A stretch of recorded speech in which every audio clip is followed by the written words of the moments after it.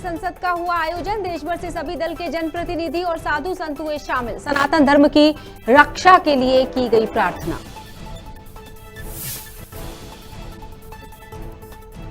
अंबिकापुर से ऑनलाइन ठगी करने वाले लोगों को किया गया गिरफ्तार। एटीएम कार्ड सहित लाखों की राशि की जब्त। झारखंड के रहने वाले निकले आरोपी।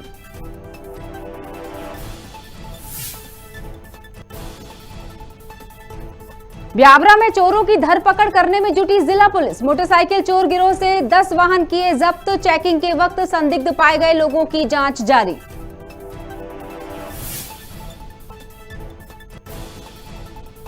मैनपुर के ग्राम पंचायत केकराजोर का मामला। ग्रामीणों ने लगाए सरपंच सचिव पर गबन के आरोप। नाली निर्माण में पाई गई थी अनियमितता।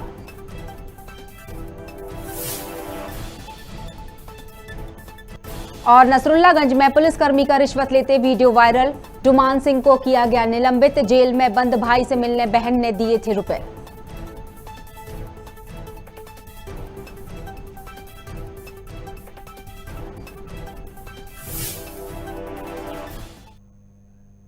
नमस्कार, आप देख रहे हैं खबर भारत। मैं हूं आपके साथ क्रांति प्रिया। बढ़ते हैं खबरों की तरफ। राजधानी रायपुर में 2 दिवसीय धर्म संसद का आयोजन किया जा रहा है, जहां धर्म संसद में शामिल होने के लिए देश भर से साधु संत कार्यक्रम में पहुंचे। शहर में भव्य कलश यात्रा भी निकाली गई। तो वहीं कार्यक्रम की शुरुआत वैदिक मंत्रोच्चार और भजन गीत के साथ हुई। सनातन धर्म की रक्षा के लिए धर्म संसद कार्यक्रम का आयोजन किया गया। 2 दिवसीय कार्यक्रम में सभी दल के जनप्रतिनिधि भी शामिल होंगे।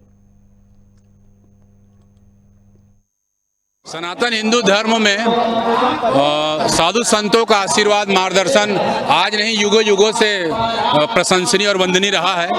उसी कड़ी में छत्तीसगढ़ की राजधानी रायपुर के इस प्रसिद्ध दशहरा उत्सव मैदान रावण भाटा मैदान में 2 दिवस का धर्म संसद यहाँ आयोजित की गई है। आपने देखा होगा कि अभी बहुत भव्य रूप से कलश यात्रा, शोभा यात्रा और निशान यात्रा निकला है। यहाँ के जो हमारे दूधाधारी मठ के महंत है डॉक्टर राम सुंदर दास महंत जी के नेतृत्व में ये पूरा आयोजन हो रहा है। और आज जो है शोभा यात्रा के कलश निशान यात्रा के समापन के पश्चात सभी साधु संतों का जो कि पूरे देश भर से आए हुए हैं, अलग अलग मठों से मठाधीश हैं, उनका पूरे हिंदू समाज को, सनातन धर्म को एक मार्गदर्शन मिलेगा। छत्तीसगढ़ का पूर्व में कौशा प्रांत कहा जाता रहा है। माता कौशल्या की जन्मभूमि है। मर्यादा पर राघवेंद्र सरकार जी के यहाँ ननिहाल है। छत्तीसगढ़ राजधानी रायपुर के ऐतिहासिक रावण भाटा मैदान है, दशहरा मैदान है, जहां 2 दिवसीय धर्म संसद का आयोजन किया गया है। भारतीय संस्कृति सनातन धर्म को जन जन तक पहुंचाने के लिए और हमारे भारतीय संस्कृति सनातन जो विशेषता है उसको जन जन तक पहुंचाकर अमल में लाने के लिए यह धर्म संसद का आयोजन किया गया है। अंबिकापुर की कोतवाली पुलिस को एक बड़ी सफलता हाथ लगी है। कई राज्यों के 200 से ज्यादा लोगों से ऑनलाइन ठगी करने वाले 4 आरोपियों को नवादा, बिहार से गिरफ्तार किया गया है। पुलिस ने आरोपियों से 5,13,000 के करीब नकदी समेत 2 लैपटॉप, 11 मोबाइल और विभिन्न बैंक के 11 एटीएम कार्ड बरामद किए। ठगी करने वाले सभी आरोपी झारखंड के निवासी बताए गए हैं। अंबिकापुर में एक युवती की ऑनलाइन ठगी की शिकायत के बाद यह कार्रवाई हुई है। वहीं एएसपी ने लोगों से गूगल के रजिस्टर्ड पेज देखकर ही जानकारी लेने की सलाह दी।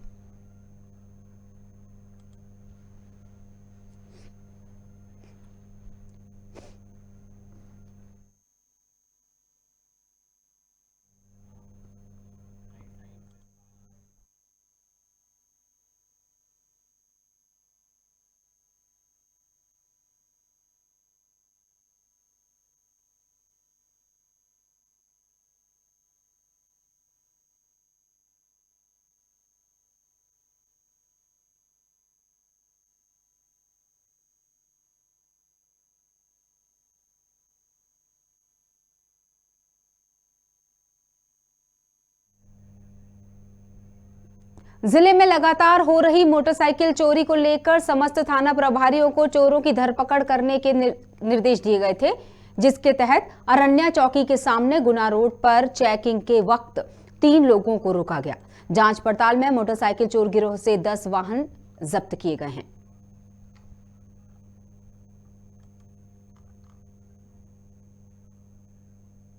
थाना प्रभारी राजपाल सिंह राठौर के नेतृत्व में थाना ब्यावरा शहर में एक टीम गठित की गई थी। इस टीम के द्वारा लगातार हाईवे पर चेकिंग की जा रही थी। चेकिंग के दौरान ही दिनांक 24/12/21 को थाना अरण्या चौकी के पास एक काले कलर की होंडा साइन मोटरसाइकिल जिस पे 3 व्यक्ति बैठे हुए थे, बिना नंबर की थी, इसको रोका गया। इनसे पूछताछ की गई तो ये तीनों व्यक्ति मोटरसाइकिल छोड़कर भागने का प्रयास किया गया। इन तीनों व्यक्तियों को पुलिस की मदद से पकड़ा गया और इनसे पूछताछ की गई। पहले तो इन्होंने कुछ नहीं बताया, फिर इंजन नंबर और चेचिस नंबर इसके बाद संबंध में जानकारी ली गई तो यह गाड़ी भोपाल की होना पाया गया तथा वहां पे इसके संबंध में अपराध भी पंजीबद्ध है। इनके द्वारा लगातार ये 3 व्यक्ति हैं, इन तीनों ये आदतन है। थाना प्रभारी राजपाल सिंह राठौर के नेतृत्व में थाना ब्यावरा शहर में एक टीम मैनपुर ब्लॉक से ग्राम पंचायत केकराजोर के ग्रामीणों ने सरपंच सचिव पर लाखों रुपए के गबन करने के आरोप लगाए, जिसकी शिकायत ग्रामीणों ने उच्च अधिकारी से की थी। शिकायत मिलने पर जांच दल ने पहुंचकर मौके का मुआयना किया। जांच दल ने नाली निर्माण में भारी अनियमितता पाई, जिस पर उच्च अधिकारी को जांच रिपोर्ट भेजकर आगे की कार्रवाई करने की बात कही। वहीं ग्रामीणों ने सरपंच और सचिव दोनों को बर्खास्त किए जाने की मांग की है। ये संबंधित पंचों के माध्यम से पता चला है और हमारे पास रोकड़ बही और पासबुक के माध्यम से पता चला कि इन्होंने आचार संहिता में राशि आहरण किया है और जो शासन के नियम के विरुद्ध है, तो इनके ऊपर कार्रवाई तत्काल होनी चाहिए। मैं उच्च अधिकारी को इनके विषय में अवगत कराऊंगा और जांच टीम को भी ये बात को मैं बता दिया। देखिए, मैं आपको बता देना चाहता हूँ, पंचायत का जो अधिनियम है उसके तहत ये कार्य किया जाता है कि बिना एस्टीमेट तैयार किए, बिना प्रांकलन के आप किसी कार्य का योजना तैयार नहीं कर सकते। और प्रांकलन अगर तैयार भी कर लेने के बाद पंचायत का प्रस्ताव होना चाहिए, जो आज पंचायत प्रस्ताव में नहीं है। तो ये कुल मिला के सरपंच और उप सरपंच और सचिव का मनमानी ढंग से काम किया गया है और गबन करने का सीधा आरोप लगाता हूं मैं। आप लोग किस प्रकार की कार्रवाई चाहते हैं आगे? मैं चाहता हूं, पूरा ग्रामीण जन चाहते हैं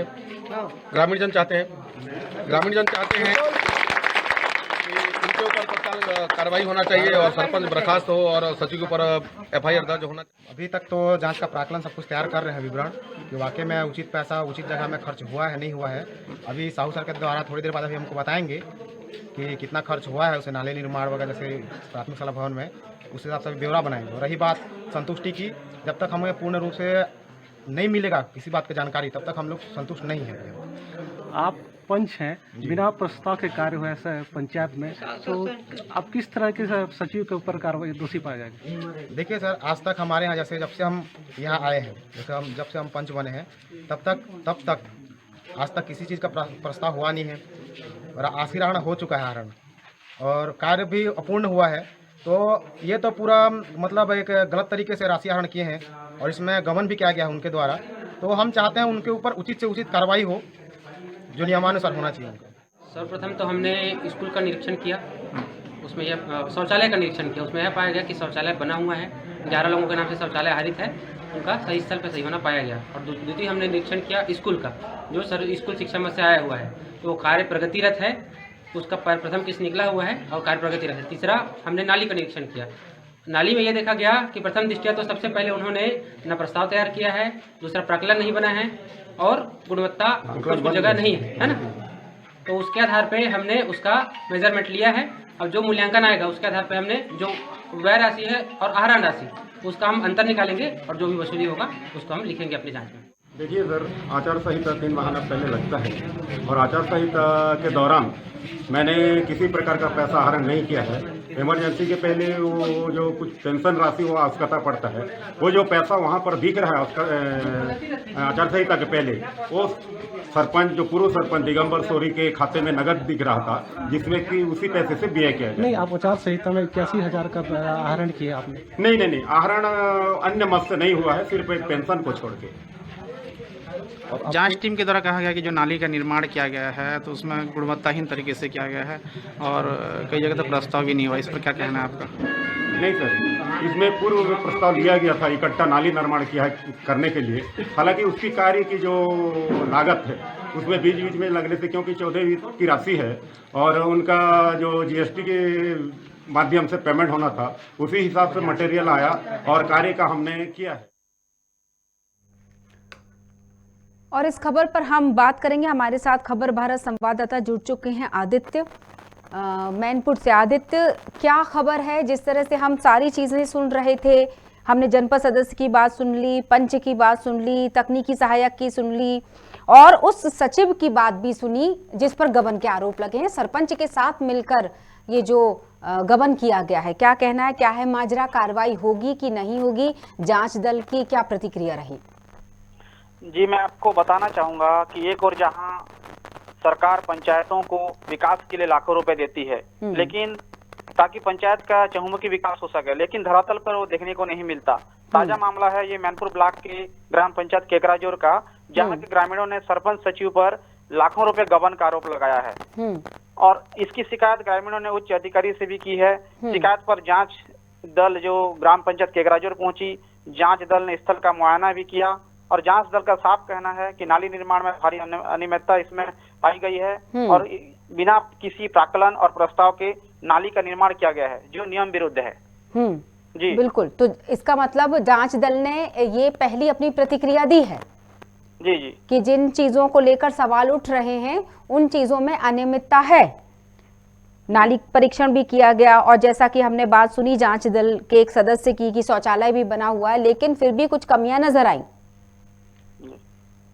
सही है ना आदित्य? जी जी जी। तो इसका मतलब कार्रवाई तुरंत होनी चाहिए पूरी तरह से। तो ये मतलब भले ही दोषी नहीं पाए गए, लेकिन कहीं ना कहीं इन पर दोष लगना चाहिए, क्योंकि कहीं ना कहीं तो ये नजर आ रहे हैं आरोपी और ये आचार संहिता की आड़ लेते हुए नजर आए सचिव। इन्होंने जो बातें कही हैं कि आचार संहिता लगी हुई थी, तो ऐसा संभव नहीं था। जी, मैं बताना इसमें चाहूंगा कि जो जांच दल पहुंची, उन्होंने जो स्थल का मुआयना किया और जांच दल का कहना है कि जांच रिपोर्ट उच्च अधिकारी को सौंपी जाएगी और उसके आधार पर जो भी आगे आएगा तो उसकी कार्रवाई आगे की जाएगी। चलिए ठीक है, तमाम जानकारी के लिए बहुत बहुत शुक्रिया आदित्य। आदित्य बेहरा हमारे साथ जुड़े हुए थे, खबर भारत के संवाददाता गरियाबंद से। नसरुल्लागंज में पैसे लेते जेल पुलिसकर्मी डुमान सिंह अहिरबार का एक वीडियो वायरल हुआ, जिसके बाद जेल के उच्च अधिकारी ने डुमान सिंह को निलंबित कर दिया है। पीड़िता ने जेल में पैसे लेते पुलिसकर्मी का वीडियो अपने मोबाइल कैमरे में कैद कर लिया था। बताया गया है कि पुलिसकर्मी ने पीड़िता से जेल में बंद उसके भाई से मिलने के लिए करीब 1000 रुपए की मांग की थी।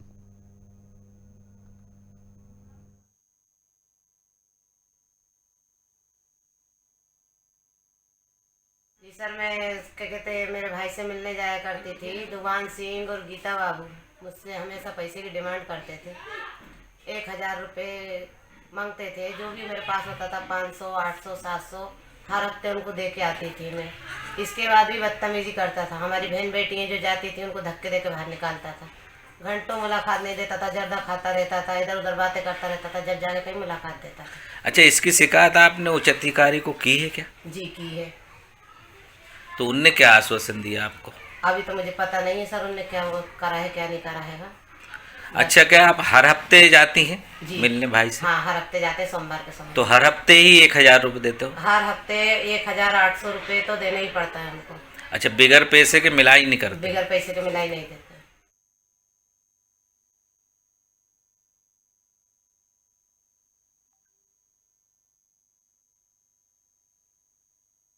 दरअसल इस तरह की जो बातें, हालांकि डुमान सिंह जिस पुलिसकर्मी की हम बात कर रहे हैं, जिसका हमने अभी वीडियो आपको दिखाया, हमने उस पीड़िता की बात भी दर्शकों को सुनाई, तो उस पुलिसकर्मी को निलंबित तो कर दिया गया है, लेकिन ये शायद पहला मामला नहीं था। ऐसे लंबे समय से डुमान सिंह ये काम करते चले आ रहे थे।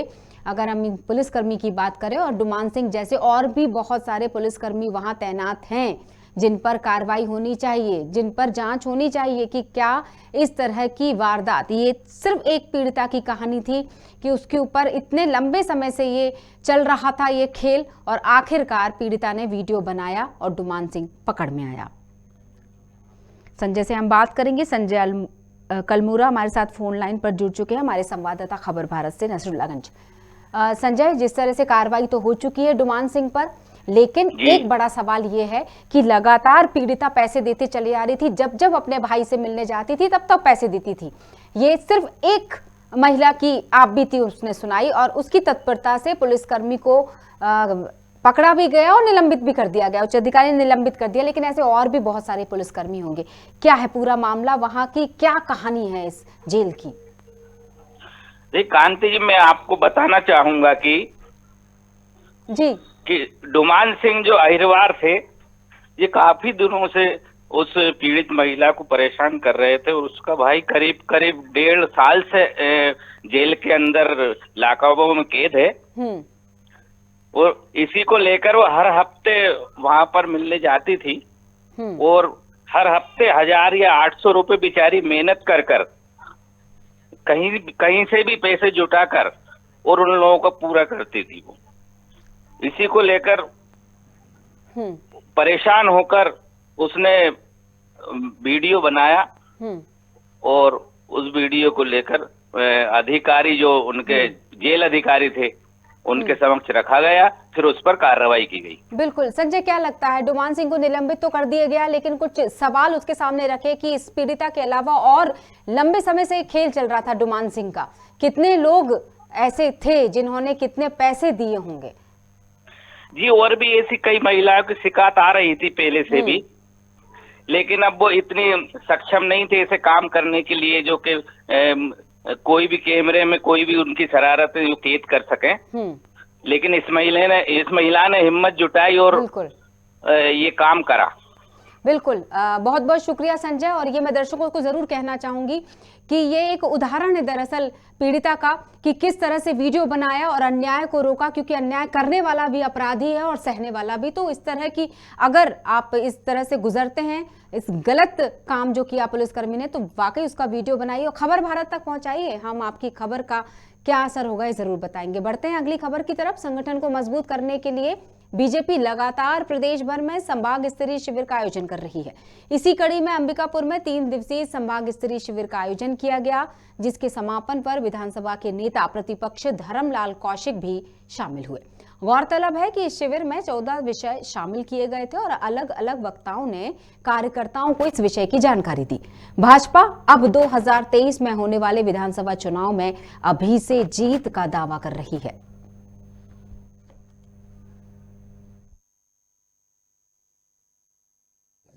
इसके पीछे मुख्य उद्देश्य है कि नए नए कार्यकर्ता आते हैं, पार्टी के हमारे रीति नीति सिद्धांत है, हमारी सरकार चल रही है, सरकार की योजनाएं हैं, राज्य में जो सरकार चल रही है उसकी विफलता है, और उसके साथ में बहुत सारे ऐसे विषयों को लेकर के लगभग 14 विषय इसमें शामिल किए गए थे और 3 दिन में अलग अलग वक्ता आए थे और अलग अलग वक्ता के द्वारा विषय का प्रतिपादन किया गया। इसके पीछे मूल भाव है कार्यकर्ता में एक तो दक्षता आनी चाहिए और दूसरी बात है कार्यकर्ता में ये रहना चाहिए कि आत्मविश्वास जगे, कि किसी भी मैं बात को बोल रहा हूँ तो आत्मविश्वास के साथ बोल सके। इसलिए सभी बारीकियों की जिनकी जानकारी होनी चाहिए और इसीलिए प्रशिक्षण का 3 दिन का कार्यक्रम का आयोजन किया गया। कांग्रेस के वरिष्ठ नेता सज्जन सिंह वर्मा ने मीडिया से चर्चा करते हुए कहा कि कृषि कानून को लेकर जिस तरह से केंद्र सरकार मुंह के बल गिरी, ठीक वैसे ही हाल शिवराज सरकार के हुए। बीजेपी पंचायत चुनाव कराने के मूड में नहीं थी, इसलिए पुराने अध्यादेश पर चुनाव कराने का फरमान जारी कर दिया गया। अगर भाजपा सरकार की चुनाव कराने की मंशा होती तो कांग्रेस सरकार के अध्यादेश को लागू करती। देखिए, ये तो माया, दिल्ली से जो न्यूज आती है उसमें बिना नरेंद्र मोदी की सहमति के संख्या न बढ़ती है न घटती है। वैसे ही मध्य प्रदेश में शिवराज चौहान का जादू चलता है तो कोई भी कलेक्टर उठा के अपनी संख्या बढ़ा देता है, कभी घटा देता है। अब नरोत्तम मिश्रा जी गृह मंत्री हैं, संसदीय कार्य मंत्री हैं। पिछले 3 दिन से उनका बयान आप लोग चला रहे हैं। उनका बयान आ रहा है कि मेरी राय है कि ओमिक्रॉन का जो वायरस आया है, ये कोरोना का, चुनाव नहीं होना चाहिए। तो ये जब चाहेंगे संख्या बढ़ा देंगे, जब चाहेंगे संख्या घटा देंगे। क्योंकि मैं तो कहता हूँ कि उत्तर प्रदेश का चुनाव भी शायद ये डरे हुए हैं। जिस तरह योगी का ग्राफ नीचे गिरते जा रहा है, दिन प्रतिदिन हर दिन 1-2% इसका ग्राफ नीचे गिर रहा है, तो मुझे लगता है कि ये उत्तर प्रदेश के चुनाव भी शायद नहीं करा पाएंगे। कैबिनेट द्वारा पंचायत चुनाव पर रोक की सहमति के बाद सभी नेता अपनी अपनी प्रतिक्रिया देने में लगे हैं। प्रदेश अध्यक्ष वीडी शर्मा ने कहा कि बीजेपी सबका साथ सबका विकास संकल्प पर काम करती है। उसी संकल्प पर कैबिनेट ने ऑर्डिनेंस को रद्द किया है, जिसमें कांग्रेस ने व्यवधान डालने का प्रयास किया। वीडी शर्मा ने राज्यसभा सांसद विवेक तनखा पर भी निशाना साधा। विवेक तनखा के 10 करोड़ मानहानि पर कहा कि 10 करोड़ क्या 100 करोड़ के नोटिस के लिए भी तैयार हैं, लेकिन चुनाव सभी वर्गों के एक साथ ही कराए जाएंगे। हम सब लोग जानते हैं कि कांग्रेस ने पंचायत के ग्रामीण निकाय के चुनाव को किस प्रकार से व्यवधान डालने का जो प्रयास किया। हाई कोर्ट गए, हाई कोर्ट के बाद सुप्रीम कोर्ट गए, सुप्रीम कोर्ट के बाद फिर हाई कोर्ट आए, कभी उनकी मन की इच्छाएं पूरी नहीं हुई। चुनाव किसी न किसी प्रकार से बाधित होना चाहिए, लेकिन भारतीय जनता पार्टी की सरकार, जो मैंने कहा कि हम संकल्पित हैं कि सबको न्याय मिले, आज उसी संकल्प पर भारतीय जनता पार्टी की सरकार ने, हमारी कैबिनेट ने ग्रामीण निकाय चुनाव का, पंचायत चुनाव का जो ऑर्डिनेंस था, उस ऑर्डिनेंस को आज कैबिनेट ने रद्द किया है और उस ऑर्डिनेंस पर जो निर्णय किया, उस निर्णय को महामहिम राज्यपाल जी को भेजा। उस पर महामहिम राज्यपाल जी और इलेक्शन कमीशन उस पर निर्णय करेगा। लेकिन मुख्य तौर पर भारतीय जनता पार्टी का प्रयास है कि ये चुनाव ओबीसी हमारे जो अपने अधिकारों से वंचित हो रहे थे, सबके साथ मिलकर के चुनाव हो, ऐसा भारतीय जनता पार्टी की सरकार का प्रयास है। पुलिस ने ब्यावरा से पैदल आते एक संदिग्ध व्यक्ति को चेक किया, जो अपनी पीठ पर एक बैग टांगे हुआ था। घेराबंदी कर पकड़े गए इस व्यक्ति के पास से 18 किलो मादक पदार्थ गांजा जब्त किया गया है, जिसकी संभावित कीमत 3 लाख रुपए बताई गई है। मामले की विवेचना के बाद आरोपी को न्यायालय भेज दिया गया। थाना प्रभारी सिटी ब्यावरा राजपाल सिंह राठौर द्वारा थाने में एक टीम गठित की गई थी। टीम को एक विश्वास पात्र मुखबिर के द्वारा सूचना प्राप्त हुई कि एक व्यक्ति है जो अरण्या चौकी के आगे गुना रोड पर खेत के पास कुछ अवैध मादक पदार्थ लिए हुए जा रहा है। उसके संबंध में एक टीम गठित की गई। तुरंत टीम को भेजा गया। मुखबिर द्वारा जो व्यक्ति बताया गया था, उसी हुलिये का एक व्यक्ति वहां पर अरण्या पुलिया के आसपास दिखाई दिया, जिसे फोर्स की मदद से घेराबंदी की गई और उससे पूछताछ की गई। उसने अपना नाम शेरू, पिता मोहम्मद जहूर, जाति मुसलमान, उम्र 39 साल, निवासी मकबरा अब्बू थाना रेलवे स्टेशन रोड, जिला मेरठ, उत्तर प्रदेश का होना पाया गया। उसकी तलाशी ली गई। इसके पास एक बैग मिला जिससे कुल 18 किलो मादक पदार्थ गांजा, जिसकी कीमत लगभग 3 लाख रुपए मार्केट वैल्यू है, उसको जब्त किया गया है। मध्य प्रदेश के मुख्यमंत्री शिवराज सिंह चौहान ने कहा था कि ओबीसी आरक्षण के बगैर पंचायत चुनाव नहीं होंगे, लेकिन चुनाव ओबीसी आरक्षण कराए बिना ही संपन्न हो रहे हैं, जो कि मध्य प्रदेश की ओबीसी विरोधी सोच को प्रदर्शित करता है, जिसे लेकर युवा कांग्रेस प्रदेश अध्यक्ष डॉक्टर विक्रांत भूरिया के आह्वान पर शहर के नेहरू स्मारक में मुख्यमंत्री का पुतला दहन किया गया। साथ ही युवा कांग्रेस ने बीजेपी विरोधी और मुख्यमंत्री के विरोध में नारे लगाए।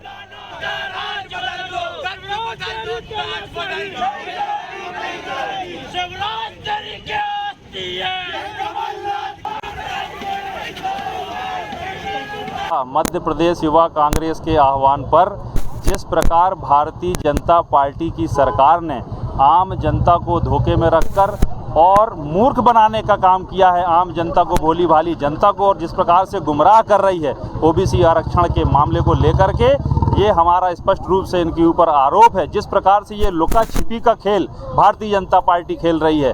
जब कोर्ट ने आदेशित किया कि ओबीसी जहाँ जहाँ सीटें हैं वहाँ पर चुनाव रोके जाएं, अगर ये ओबीसी के हितैषी होते, ओबीसी वर्ग के हितैषी होते, तो इस भारतीय जनता पार्टी की मध्य प्रदेश की सरकार को तत्काल उसी दिन सुप्रीम कोर्ट में पुनर्विचार याचिका दाखिल करनी चाहिए थी। इन्होंने अपना पक्ष मजबूती से नहीं रखा, इन्होंने अपने वकील को निर्देशित नहीं किया कि अपने पक्ष को बहुत मजबूती से रखा जाए। माननीय कमलनाथ जी ने ओबीसी वर्ग को 27% आरक्षण देने का काम किया। जिस दिन से ये घोषणा हुई थी, उसी दिन से इनको लगा कि कहीं ओबीसी वर्ग कांग्रेस के साथ ना हो जाए और श्रेय लेने की गंदी राजनीति ये भारतीय जनता पार्टी जिस प्रकार से कर रही है, जबकि ये सारे लोगों को मालूम है, प्रदेश की जनता ये जान रही है कि ओबीसी वर्ग के आरक्षण के लिए कांग्रेस की सरकार ने क्या किया। पूज्य सिंधी पंचायत विदिशा एवं संत हृदयराम सिंधु सेवा ट्रस्ट के संयुक्त तत्वाधान में निःशुल्क नेत्र शिविर परीक्षण का आयोजन किया गया। इस अवसर पर रोटरी क्लब द्वारा लगभग 22 लाख रुपए की डायलिसिस मशीन देने की घोषणा भी की गई। परीक्षण शिविर में 375 ओपीडी रही, जिसमें पुरुषों की संख्या 210 और महिलाओं की 165 रही। भोपाल से आए अनुभवी डॉक्टर महेश नागदेव और अन्य विशेषज्ञों ने परीक्षण में मोतियाबिंद से चयनित 60 मरीजों को भोपाल रवाना किया। पिछले विगत कई वर्षों से हम संत जी की प्रेरणा से नेत्र शिविर साल में 2 बार लगाते रहे हैं, जिसमें हमें जनता का भरपूर सहयोग, अटूट विश्वास मिलता है, जिसका प्रमाण आज इतनी भीड़ देख के लगता है। इस शिविर के माध्यम से हम सब मरीजों को निःशुल्क भोजन, निःशुल्क रहना, निःशुल्क दवाइयाँ अपने खर्चे से सेवा सदन ले जाते हैं मरीजों को। वहाँ पे 1 दिन 2 दिन उनका जो भी रहता है ब्लड प्रेशर और डायबिटीज़ मैनेज करके, ऑपरेट करके, लेज़र पद्धति से उनको लेंस लगा के दोबारा विदिशा छोड़ दिया जाता है। लाभार्थियों की संख्या कितनी रही? इस बार लाभार्थियों की संख्या है लगभग 356 और जिसमें ऑपरेटेड मरीज जा रहे हैं हमारे 120 करीब, जिसमें अभी हमने आज 36 मरीजों की एक गाड़ी अभी भेजी है और एक गाड़ी की और व्यवस्था हो रही है। बाकी मरीजों को हमने 3 तारीख दी हुई है, कुछ मरीजों को 5 तारीख दी हुई है। मीटिंग चल रही है ग्लोबल ग्रांट रोटरी इंटरनेशनल से 22.5 लाख रुपए आए, जिसमें हम 3 डायलिसिस मशीन डायलिसिस सेंटर को प्रदान कर रहे हैं। उसका कार्यक्रम 2 जनवरी 22 को डायलिसिस सेंटर स्थान पर रखा गया है, जिसके मुख्य अतिथि विधानसभा के प्रिंसिपल सेक्रेटरी आदरणीय अवधेश प्रताप सिंह जी और अध्यक्षता करेंगे विधायक जी, और प्रदेश के महामंत्री सबनानी जी भी आ रहे हैं और जिला पंचायत अध्यक्ष तोरण सिंह जी रहेंगे और हमारे 5 डिस्ट्रिक्ट गवर्नर और आने वाले गवर्नर भी आ रहे हैं हमें आशीर्वाद देने के लिए। साथ में इस अवसर पर विशेष रूप से कलेक्टर महोदय और एसपी महोदया भी उपस्थित रहेंगे। जी, तो ये जो मशीनें दी जा रही डायलिसिस सेंटर को, तो इसमें क्या निःशुल्क रहेगा डायलिसिस किस तरह? नहीं, ये डायलिसिस की जो भी अभी जो डायलिसिस सेंटर पे मध्य प्रदेश में सबसे कम लागत में 600 रुपये में डायलिसिस चल रहा है, ये व्यवस्था डायलिसिस सेंटर ही करेगा। मशीनें हमने अपनी रोटरी इंटरनेशनल की तरफ से दी है। और इस खबर के साथ बुलेटिन में फिलहाल इतना ही, लेकिन जाने से पहले मैं क्रांति प्रिया खबर भारत की तरफ से आप सभी से निवेदन करती हूं कि जरूरत पड़ने पर ही घर से निकलें। सरकार की बनाई गई कोरोना को लेकर गाइडलाइन का पालन करें, सुरक्षित रहें, स्वस्थ रहें और खुश रहें। नमस्कार।